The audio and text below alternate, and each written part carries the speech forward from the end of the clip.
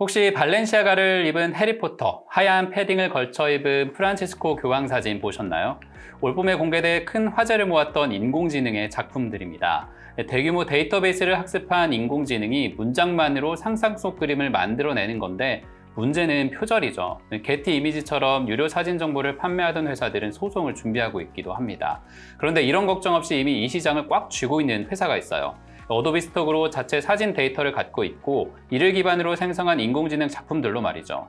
게다가 전 세계 유튜버, 틱토커는 물론 사진 좀 찍어본 사람이면 누구나 아는 회사죠.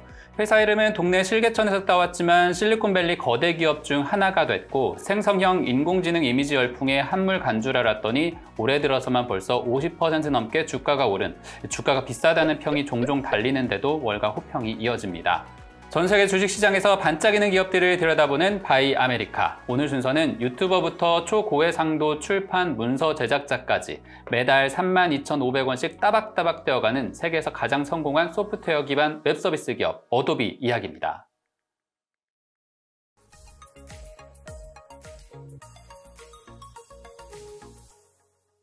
메타와 애플도 뛰어들었지만 좀처럼 대중화하지 못하고 있는 기기 중에 하나가 머리에 쓰는 VR이잖아요. 이걸 1968년 다모클레스의 검, 서드 오브 다모클레스라는 이름으로 선보인 회사가 에반스 서덜랜드예요. 이게 최초인데요.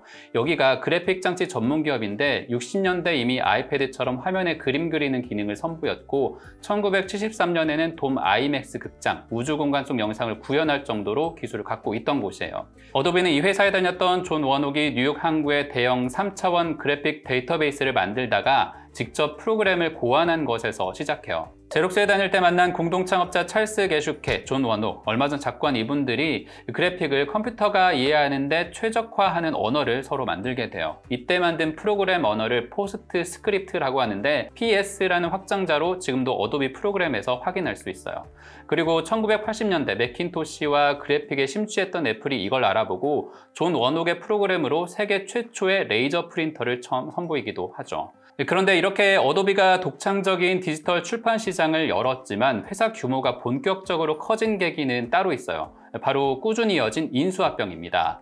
우리가 포토샵 하면 어도비를 먼저 떠올리지만 사실 포토샵도 인수된 기업 중 하나거든요.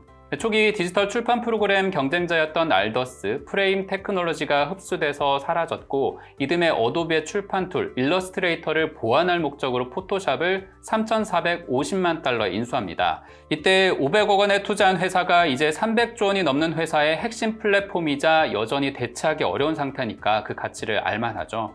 어도비는 이후에도 2005년 매크로미디어, 2010년 이후에는 지난해까지 프레임.io, 워크프론트, 그리고 회사 역사상 가장 큰 규모의 28조 원 규모 인수합병이었던 피그마까지 사들이기로 한 상태입니다.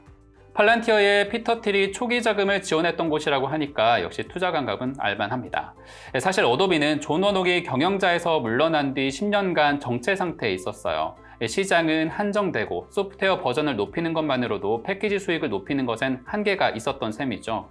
이런 틀을 깨고 지금 어도비를 구독 모델 그리고 대화형 인공지능 기술 경쟁까지 뛰어들게 만든 인물이 따로 있습니다. 바로 2007년 최고 경영자에 취임한 샨타누 나라얀입니다. 마이크로소프트와 구글, 스타벅스, 샤넬, IBM 등등 세계를 이끄는 인도계 최고 경영자 중 대표적 인물이죠.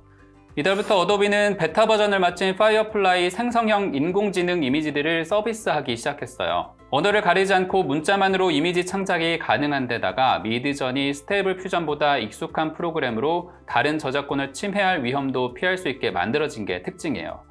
초기 생성형 이미지들이 다른 작품과 비슷하거나 이미지를 일부 도용해 문제가 되던 걸 아예 차단하고 기업들에게 별도의 전용 패키지를 선보이는 식으로 완전한 수익화의 길을 만들었다는 평을 받습니다.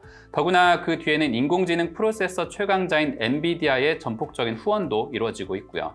물론 최근 3분기 실적 발표 이후 그간 쌓였던 우려들이 고개를 들고는 있습니다. 웹 기반으로 팀 단위 이미지 편집을 할 수 있었던 피그마를 인수하는 중인데 현재 반독점 여부로 유럽연합의 추가 조사가 진행 중입니다. 이번 인수가 만약에 마무리된다면 웹 기반 디자인 틀에서는 캔바 외에는 경쟁자가 없을 정도로 독점적이기 때문이죠. 어도비조차도 클라우드 기반으로 전환 중인데다가 태생이 웹인 제품들을 따라잡을 수 없으니까 아예 인수하려는 전략이었던 건데 연말과 내년까지 결정을 지켜봐야 될 부분입니다. 또 하나는 이런 투자가 수익으로 잡히기까지 성장이 둔화되는 것에 대한 우려도 여전하다는 점입니다. 분기 단위 매출을 보면 지난해 3분기 44억 3천만 달러에서 올해 48억 9천만 달러, 순이익은 지난해 11억 3천만 달러에서 올해 14억 달러 다소 정체되어 있기는 합니다. 다만 매달 혹은 연간 단위 구독료가 얼마나 쌓이는지를 추적해보면 지난해 130억 달러 후반, 올해 들어서 150달러 단위로 성장을 지속 중인 상태입니다.